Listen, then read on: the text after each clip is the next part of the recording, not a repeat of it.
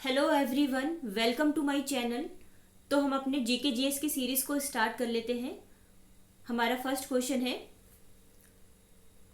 Vitamin E is also called dash. ठीक है, तो देखो विटामिन ई को और किस नाम से जाना जाता है, तो इसको जाना जाता है टोकोफेरोल के नाम से भी। ठीक है, ऑप्शन नंबर 3 में हमारा ये टोकोफेरोल, ये हमारा करेक्ट आंसर हो जाएगा।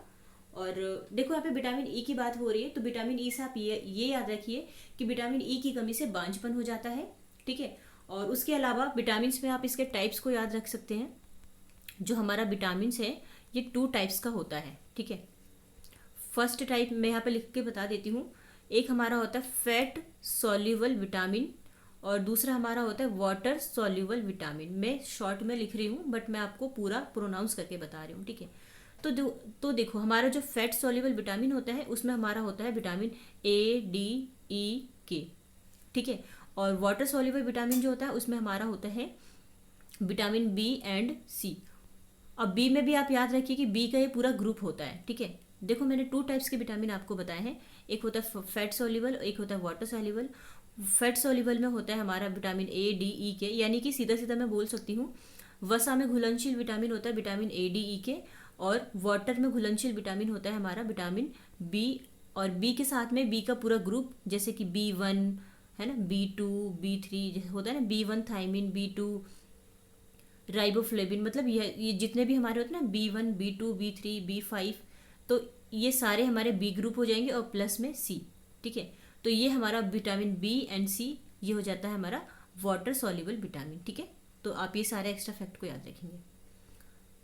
नेक्स्ट क्वेश्चन पे चलते हैं। नेक्स्ट क्वेश्चन है हमारा, विच वॉल्केनो एरप्ट्स मोस्ट ऑफन। तो देखो बात हो रही है कि कौन सा वॉल्केनो है जिसमें बहुत ज़्यादा विस्फोट होता है। ठीक है, तो देखो हमारा जो इसका आंसर हो जाएगा ना, ये हो जाएगा सीधा सीधा एक्टिव वॉल्केनो। ठीक है, एक्टिव वॉल्केनो क्या होता है, ये होता है हमारा सक्रिय ज्वालामुखी। ठीक है, नाम से पता चल रहा है ना, सक्रिय है ये एक्टिव है। ठीक है, तो यहाँ पे क्या होता है कि बहुत ज़्यादा विस्फोट होता रहता है। ठीक है, तो अगर मैं एक्टिव वॉल्केनो के कुछ एग्जांपल्स दूँ, तो जैसे कि हमारा एक है माउंट एटना। ठीक है, ये याद रखेंगे आप, माउंट एटना वॉल्केनो, ये हमारा हो जाएगा यूरोप में।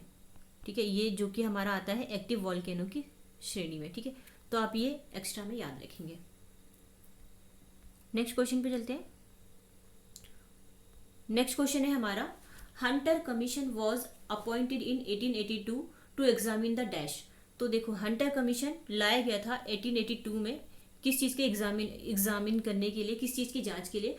तो बेसिकली ना इसको देखो लाया गया था ना, जो वुड्स डिस्पैच था ना हमारा, उसकी जांच के लिए इसको लाया गया था। तो ऑप्शन देख लेते हैं हमारा, देखो हमारा फर्स्ट में ही है ये वुड्स डिस्पैच। ठीक है, तो इसे वुड्स डिस्पैच की जांच के लिए लाया गया था हंटर कमीशन को। और ये आप याद रखेंगे कि 1882 में ही कि जो सर विलियम हंटर थे ना, उनकी अध्यक्षता में ही इस कमीशन को प्रस्तुत किया गया था। तो इस वजह से ना इसको हंटर कमीशन के नाम से भी जाना जाता है। ठीक है, तो हंटर कमीशन इसका नाम क्यों था ये आपने जान लिया, और साथ में इसको एक नाम से और जाना जाता है, भारतीय शिक्षा आयोग। भारतीय शिक्षा आयोग ऐसे याद रखिए, मैं शॉर्ट में लिख रही हूँ यहाँ पे।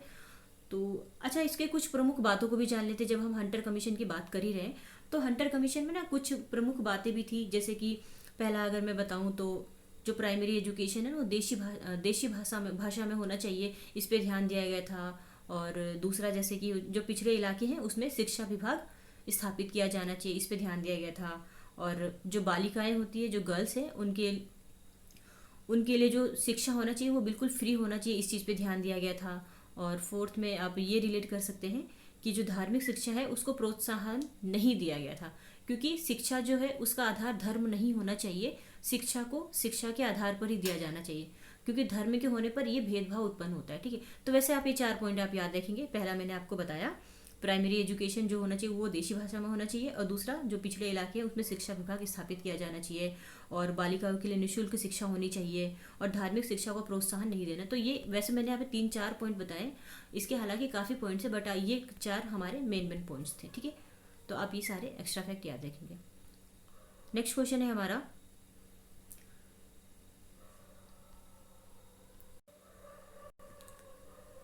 विच of the following is a product of anaerobic respiration in our muscles. तो देखो यहाँ पे बेसिकली बात हो रही है ना कि जो कौन, एक मिनट में यहाँ पे, कि ये जो कौन सा है जो कि हमारे मांसपेशियों में एनएरोबिक रेस्पिरेशन, यानी जो कि हमारे मसल्स में एनोबिक रेस्पिरेशन का जो एक प्रोडक्ट है उसकी बात हो रही है, ठीक है। तो देखो इसका जो हमारा आंसर हो जाएगा ना, ये हमारा हो जाएगा लैक्टिक एसिड। अब देखो सबसे पहले एनएरोबिक रेस्पिरेशन क्या होता है, तो ये एक ऐसा रेस्पिरेशन होता है जो कि विदाउट ऑक्सीजन के होता है, ठीक है, विदाउट ऑक्सीजन के। अब विदाउट ऑक्सीजन के, जैसे कि मैं अगर एग्जांपल में बात करूँ तो आपने ईस्ट वगैरह देखा होगा, ईस्ट जिसको कि हम हिंदी में खमीर कहते हैं। तो जो ईस्ट होता है ये बिना ऑक्सीजन के ही इसका प्रोडक्शन होता है, ठीक है। इसमें क्या होता है कि जो सूक्ष्म जीव होते हैं ग्लूकोज को एथाइल अल्कोहल और कार्बन डाइऑक्साइड में बदल देते हैं, उसमें जाके उसको विघटित कर देते हैं, ठीक है। तो ये सारे हमारे थोड़े से एग्जाम्पल हो जाएंगे एनएरोबिक रेस्पिरेशन के। और इस प्रोसेस में होता क्या है बेसिकली, तो इसमें जो हमारा एनएरोबिक रेस्पिरेशन है, इसमें जो ग्लूकोज होता है ना वो लैक्टिक एसिड में चेंज हो जाता है। तो इसका जो लैक्टिक एसिड है वो मेन प्रोडक्ट हो जाएगा। तो ऑप्शन नंबर 4 हमारा करेक्ट आंसर हो जाएगा, ठीक है। नेक्स्ट क्वेश्चन पे चलते हैं। नेक्स्ट क्वेश्चन है हमारा, हु स्टार्टेड भूदान स्कीम। तो देखो ये भूदान स्कीम यानी कि जो भूदान आयोग आंदोलन है ये किसके द्वारा लाया गया था, तो इसको लाया गया था विनोबा भावे। ऑप्शन नंबर 2 में हमारा है विनोबा भावे, ये हमारा करेक्ट आंसर हो जाएगा, ठीक है। नेक्स्ट क्वेश्चन है हमारा, the powerful Mahajanapada kingdom Magadha spread on the both side of this river. तो ये जो हमारा पावरफुल मगध महाजनपद था, ये कौन सी नदी के दोनों साइड फैला हुआ था, या फिर इसके आसपास कौन सी नदी थी, तो ये थी गंगा रिवर, ठीक है। तो मगध साम्राज्य जो था इसके आसपास गंगा रिवर थी। और मगध साम्राज्य बेसिकली ये है कहाँ, बिहार, ठीक है। बिहार का वैसे पुराना नाम ही मगध है, ठीक है। और इसकी राजधानी जो है ये पटना, जिसका पुराना नाम पाटलिपुत्र था, ठीक है। तो बिहार का पुराना नाम मगध हो जाएगा। और यहाँ पे एक इंपॉर्टेंट पॉइंट की बात करूँ तो जो मगध साम्राज्य थे उसके 2 शक्तिशाली शासक भी थे। मैं यहाँ लिख देती हूँ, हालांकि काफ़ी राजाओं ने इस पर शासन किया है, पर 2 शक्तिशाली शासक में अगर मैं बात करूँ ना तो ये था बिंबिसार और एक था अजात शत्रु, ठीक है। ये दोनों नाम याद रखेंगे, अजात शत्रु, ठीक है। नेक्स्ट क्वेश्चन पे चलते हैं। नेक्स्ट क्वेश्चन है हमारा, rainfall occurring in hot weather known as mango shower. बात हो रही है कि जो रेनफॉल होता है हॉट वेदर में उसको मैंगो शावर कहा जाता है। तो कौन से स्टेट में इसको मैंगो शावर कहा जाता है, तो देखो इसको ना केरला में मैंगो शावर के नाम से जाना जाता है, ठीक है। नेक्स्ट क्वेश्चन पे चलते हैं। नेक्स्ट क्वेश्चन है हमारा, which committee among the following was formed in Bombay in March 1919। तो बात हो रही है कि मार्च 1919 में कौन सी कमेटी को बॉम्बे में फॉर्म किया गया था। तो हमारा जो कमेटी था ना ये था हमारा खिलाफत कमेटी, ठीक है। अब खिलाफत कमेटी ये क्या था, इसमें इसके देखो इसकी स्थापना है ना 2 भाइयों ने की थी, 2 अली भाइयों ने, ठीक है। 2 अली भाई कौन से थे ये, तो ये थे मोहम्मद अली और एक थे शौकत अली, ठीक है। इन दोनों अली भाइयों ने मिलकर ही खिलाफत आंदोलन की स्थापना की थी, या फिर खिलाफत कमेटी की, ठीक है। तो ये दोनों आप याद रखेंगे। नेक्स्ट क्वेश्चन है हमारा, the break down plan in 1946 for transfer of power to India had been proposed by. तो अब देखो ये जो प्लान है ना, द ब्रेक डाउन प्लान 1946 वाला, जिसको 1946 में लाया गया था, तो इसको प्रपोज किया गया था, किसके द्वारा लाया गया था इस ब्रेक डाउन प्लान को, तो इसको लाया गया था जो उस समय के वाइसरॉय थे लॉर्ड वेवल, ठीक है। 1 लाइनर फॉर्मेट में याद रखेंगे कि जो ब्रेक डाउन प्लान है उसको लाया गया था वाइसरॉय लॉर्ड वेवल के द्वारा, ठीक है। नेक्स्ट क्वेश्चन पे चलते हैं। नेक्स्ट क्वेश्चन है हमारा, what does article 61 of the Indian constitution deal with. तो देखो हमारा जो इंडियन कॉन्स्टिट्यूशन है उसका आर्टिकल 61 क्या कहता है, तो ये कहता है राष्ट्रपति जो हमारे प्रेसिडेंट होते हैं उन पे इम्पीचमेंट के बारे में, यानी कि महाभियोग के बारे में। ऑप्शन नंबर 2 में हमारा इम्पीचमेंट ऑफ द प्रेसिडेंट, यानी कि जो राष्ट्रपति पे महाभियोग लगाया जाता है उसके बारे में आर्टिकल 61 ये कहता है। और ये जो इम्पीचमेंट ये लिया कहाँ से गया है, तो इसको लिया गया है यूएसए से, ठीक है। ये भी याद रखेंगे आप, ठीक है, इंपॉर्टेंट है ये भी आपके लिए। नेक्स्ट क्वेश्चन पे चलते हैं। नेक्स्ट क्वेश्चन है हमारा, Imperial Bank of India was renamed as State Bank of India after nationalisation in the year of dash. तो देखो जो इंपीरियल बैंक है ना, उसका बाद में नाम चेंज करके एसबीआई कर दिया गया। ठीक है, तो आफ्टर नेशनलाइजेशन यानी राष्ट्रीयकरण के बाद में एसबीआई नाम किया गया। तो ये जो राष्ट्रीयकरण था ये हुआ कब? तो इसको ये हुआ था 1955 में। ठीक है, अब देखो यहाँ पे बात हो रही है ना इंपीरियल बैंक की, इंपीरियल बैंक, तो ये एस्टेब्लिश हुआ था 1921 में। ठीक है, और 1921 में इसके एस्टेब्लिशमेंट के बाद एक समिति आई थी, गोरेवाला समिति। ठीक है, तो गोरेवाला समिति की सिफारिश पर ही ना 1955 में इसका नाम चेंज करके, यानी कि इसका राष्ट्रीयकरण करने के बाद इसका नाम चेंज करके एसबीआई यानी कि स्टेट बैंक ऑफ इंडिया कर दिया गया। तो दोनों ही इंपॉर्टेंट है आपके लिए, इंपीरियल बैंक भी इंपॉर्टेंट है और एसबीआई बैंक भी इंपॉर्टेंट है और इसका नेशनलाइजेशन ये भी इंपॉर्टेंट है। ठीक है, तो नेक्स्ट क्वेश्चन पे चलते हैं। नेक्स्ट क्वेश्चन है हमारा, in which state of India is the Lushai dialect spoken. तो बात हो रही थी कि देखो जो लूसी डायलेक्ट यानी कि लूसी बोली है वो इंडिया के कौन से स्टेट में बोली जाती है। तो देखो ये जो लूसी बोली है ना वो इंडिया के ईस्ट साइड में, ये मिजोरम में बोली जाती है। ठीक है, तो मिजोरम याद रखेंगे आप। ठीक है, नेक्स्ट क्वेश्चन है, synagogue is the place of worship of dash. तो जो सिनागॉग है ये प्लेस, वर्शिप प्लेस है कहाँ का? तो ये है जुडाइज्म यानी कि यहूदी जो होते हैं ना, ये जो यहूदी लोग होते हैं उनका ही एक वर्शिप प्लेस होता है ये सिनागोग। ठीक है, तो ऑप्शन नंबर 1 आप ये याद रखेंगे। ठीक है, नेक्स्ट क्वेश्चन पे चलते हैं। नेक्स्ट क्वेश्चन है हमारा, which of the following polysaccharide is also known as animal starch.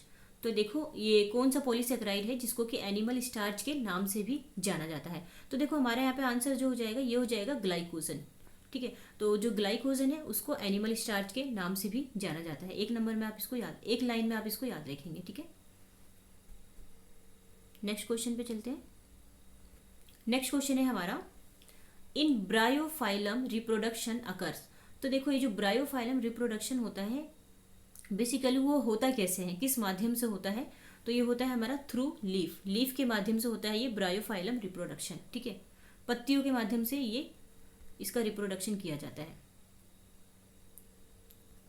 Next question पे चलते हैं। नेक्स्ट क्वेश्चन है हमारा, organism belonging to the phylum dash are also called flatworms. तो ये बात हो रही है कि कौन सा ऐसा फाइलम है जिसको कि फ्लैटवर्म्स के नाम से भी जाना जाता है। तो फ्लैटवर्म ये जाना जाता है इस प्लेटीहेल्मिन्थस को।